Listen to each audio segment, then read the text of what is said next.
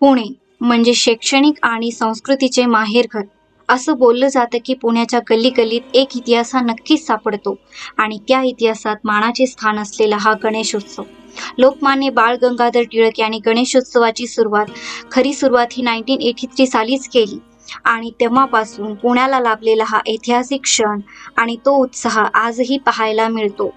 म्हणूनच पुण्यात वेगळे आणि अप्रतिम भावमय वातावरण दरवर्षी पाहायला मिळते. लोकांची गर्दी, तेथील देखावे, मेळे आणि छोटी छोटी स्टॉल्स हे या गणेशोत्सवाचे आकर्षण आहेत. चला तर मग जाणून घेऊया या गणेशोत्सवाचा इतिहास आणि या इतिहासामध्ये मान असलेल्या पुण्याच्या 5 महागणपतींचा इतिहास.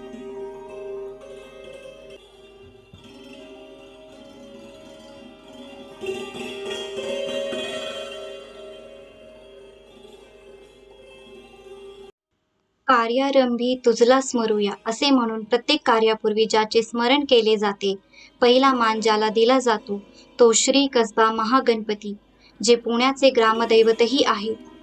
जेव्हा महाराज शहाजीराजे यांनी बेंगळूरहून बालशिवराय आणि जिजाऊ साहेब यांना पुण्यात पाठविले, तेव्हा पुण्यात डौलदार लाल महाल उभारत असताना भग्न मंदिर आणि वास्तूंचाही जीर्णोद्धार झाला. त्याच काळामध्ये जिजाऊ साहेबांनी कसबा गणपतीच्या दगडी गाभारा बांधून स्वराज्याचा अंकुर मातीत पेरला. कसबा पेठ हे कसबा गणेशाचे खूप सुंदर असे मंदिर आहे. प्रत्येक मोहिमेपूर्वी शिवछत्रपती कसबा गणेशाचे दर्शन घेत असत. येथील गणेशाची मूर्ती ही स्वयंभू आहे आणि या मूर्तीचा वैशिष्ट्यपूर्ण आकार मनात घर करून राहतो. मूर्तीचे डोळे हिऱ्याचे आणि नाभी माणिकाची आहे. प्रत्येक मोहिमेपूर्वी शिवछत्रपती कसबा गणेशाचे दर्शन घेत असत. म्हणूनच या गणरायाला श्री जयती गणपतीही असेही म्हणून संबोधले जाते. लाल महालावरील छापा, पहिली राजधानी रायगड या सगळ्या घटना जयती गणेशाच्या साक्षीत घडल्या गेल्या. येथे गणेशाची स्वयंभू मूर्ती असून ती मूळची तांदळा एवढी होती असेही सांगण्यात येते आणि आत्ता शेंदूर लेपल्यामुळे ती सुमारे 3.5 फूट उंचीची झाली आहे, अशीही आख्यायिका आहे. प्राचीन पुणे ते मध्ययुगीन पुणे हा दुवा जोडणारे हे एक महत्त्वाचे देवस्थान आहे. खूप सुंदर शेंदूर याने लेपलेली गणेशाची मूर्ती मनमोहून जाते, यात तीळ मात्र शंका नाही. तम नमामि जगद्धात्री योगिनी परियोगिनी असे भविष्य पुराणात जिचे वर्णन आहे. जिने ताम्रसुराचा वध करून ती ताम्रवर्णी बनली, जी पुण्याचे ग्रामदैवत म्हणून प्रत्येक कार्यात पूजली जाते, ती तांबडी जोगेश्वरी. शिवकालापासून श्री कसबा गणपती आणि जोगेश्वरी हे पुण्याचे ग्रामदैवत आहेत. शहर विस्तारले तशा जुन्या पुण्याच्या खानाखुणा पुसल्या गेल्या. आंबील ओढा पूर्वी पुण्याच्या मध्यवस्तीतून वाहत येऊन मुठा नदीला मिळत असे. जोगेश्वरीचे स्थान तेव्हा शेतात आंबील ओढ्याकाठी होते असा उल्लेख जुन्या कागदपत्रांमध्ये आढळतो. जोगेश्वरी मातेची ही मूर्ती स्वयंभू असल्याचे सांगितले जाते. ही मूर्ती चतुर्भुज असून तिच्या वरील 2 हाती डमरू आणि त्रिशूळ आहे. खालील हाती मस्तक आणि पानपात्र आहे. पाषाणात कोरलेले सुमारे 2.5 फूट उंचीचे प्रसन्न दैवत पाहत असताना इतिहासात हरवून जाऊ यात शंका नाही. भाऊ बेंद्रे यांनी 1893 मध्ये या गणेशोत्सवाची स्थापना केली. पितळी देव्हाऱ्यात या गणेश मूर्तीची स्थापना होते. येथे 4 युगातील गणेशाचे सुंदर रूप बघायला भेटते. दरवर्षी विसर्जन करून नवीन मूर्तीची स्थापना केली जाते. 2023 मध्ये अप्रतिम आणि भव्य मंडपामध्ये गणेशजी विराजमान असताना इतिहासातील ते क्षण, तो देखावा बघून मन अगदी प्रसन्न होते. मूर्तीचा रंग लाल असल्यामुळे देखील तांबडे जोगेश्वरी म्हणून या मूर्ती संबोधले जाते. लोककथेनुसार ही मूर्ती शिवाजी महाराजांच्या काळातील असून मराठा साम्राज्याच्या सुरुवातीच्या काळात जेव्हा शिवाजी महाराजांनी पुण्यातील या भूमीवर सोन्याचा नांगर फिरवला, त्यावेळेस ही मूर्ती सापडली असे म्हटले जाते.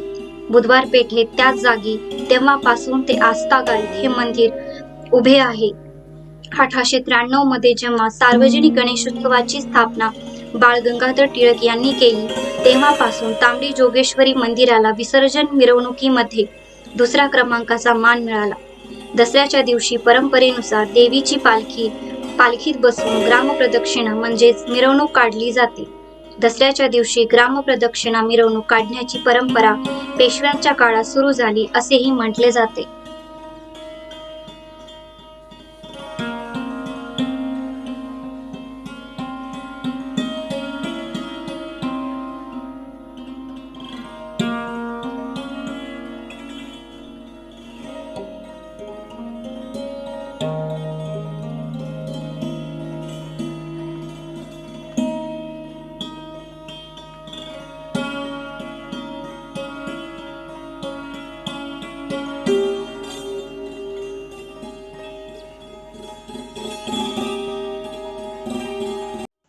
हिंदू मुस्लिम ऐक्याचे प्रतीक असलेल्या गुरुजी तालीम गणेश मंडळाचे अनन्यसाधारण महत्त्व आहे. या मंडळाचे वैशिष्ट्य म्हणजे आगमन आणि विसर्जन मिरवणुकीतील फुलांचा रथ. त्याचसोबत वर्गणी जमा न करता येथील मंडळातील सदस्य गणेशोत्सवाचा खर्च आपणहून करतात. 1887 साली भिकू शिंदे, नानासाहेब खाजगिवले, शेख कासम वल्लाद यांनी गणेशोत्सवाला सुरुवात केली. असे म्हटले जाते की सार्वजनिक गणेशोत्सवाची सुरुवात करण्यापूर्वीच 5 वर्षापासून या गणपतीचा उत्सव सुरू झाला होता. पुण्यात असलेल्या एका तालमीमध्ये हा गणपती बसवला जात होता. आता ती तालीम अस्तित्वात नाही. हा गणपती मूषकरूढ स्वरूपातील आहे. 1972 मध्ये शाडूच्या मातीची मूळ मूर्ती बसविण्यात आली होती. दरवर्षी रंग देऊन ती मूर्ती उत्सवात ठेवली जात होती. काही वर्षांपूर्वी फायबरची मूर्ती तयार करून घेण्यात आली. हीच मूर्ती आता सांगता मिरवणुकीमध्येही ठेवण्यात येते. मूर्तीसाठी असलेले 10 किलो सोन्याचे आणि 20 किलो चांदीचे दागिने हे कार्यकर्त्यांनी स्वतःच्या सहभागातून घडविले आहेत.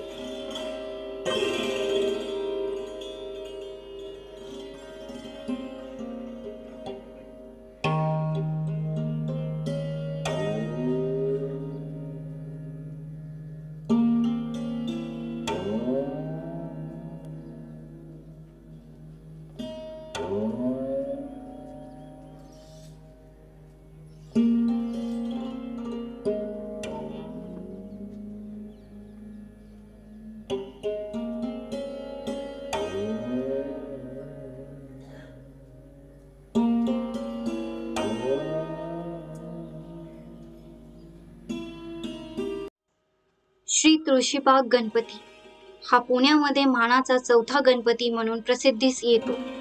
तुळशीबाग सार्वजनिक गणेशोत्सव मंडळ हे पुण्यातील सार्वजनिक गणेशोत्सवाचे मंडळ आहे.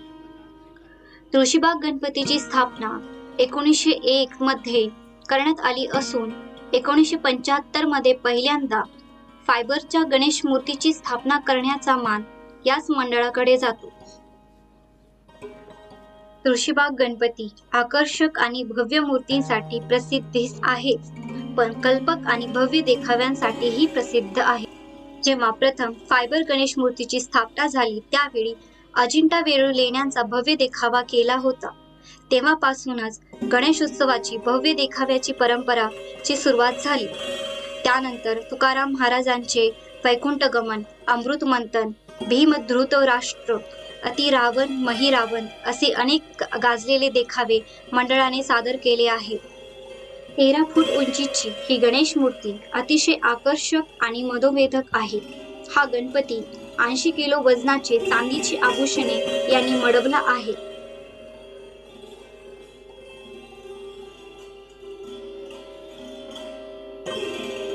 दरवर्षी वेगवेगळे देखावे करत असलेला हा सार्वजनिक गणेश मंडळाचा यावर्षीच म्हणजे 2023 देखाव्याचे मुख्य आकर्षण होते उज्जैन महाकालेश्वराची प्रतिकृती असलेले मंदिर.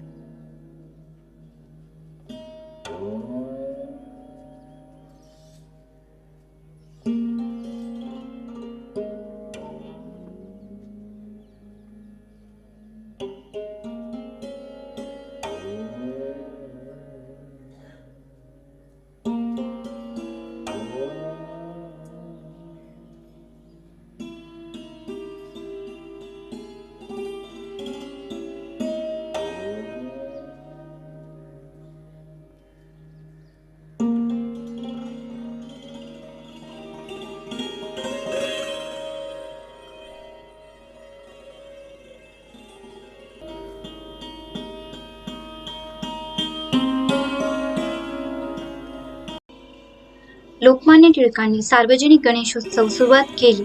त्यांच्या केसरी वाड्यातील गणपती हा पुण्यातील मानाच्या गणपतींपैकी 5वा गणपती. केसरी सार्वजनिक गणेशोत्सव मंडळाच्या माध्यमातून केसरी वाड्यात 1894 सालापासून गणेशोत्सवाला सुरुवात झाली. लोकमान्य टिळक त्यावेळी विंचुकर वाड्यात राहत असत. त्यानंतर 1905 पासून केसरी वाड्यात केसरी संस्थेचा उत्सव होऊ लागला. केसरी वाड्यातील गणपती मिरवणूक आजही पालखीतून काढण्याची परंपरा जपली आहे. हा उत्सव साजरा करण्यासाठी विविध जागृतीपर कार्यक्रम होऊ लागले. ही परंपरा आजही कायमस्वरूपी आहे. केसरी वाड्यातील गणपतीची मूर्ती कायमस्वरूपी चांदीची असून त्याची स्थापना 10 वर्षापूर्वी करण्यात आली आहे. मूर्तीच्या एका हातात मोदक आणि दुसरा हात आशीर्वाद देत असून अन्य हातांपैकी एका हातामध्ये परशु, पाशांकुश, एका हातामध्ये चंद्र आणि एका हातामध्ये हस्तिदंत दिसते. केसरीवाडा हे अनेक ऐतिहासिक घडामोडींचा वारसा जपलेले ठिकाण आहे. त्यामुळे इथल्या गणेशोत्सवाला आणखीनही महत्त्व प्राप्त होते. Thank you so much everyone for watching till the end. Please like, share and subscribe. Click the bell icon to update more on Roaming Explorers.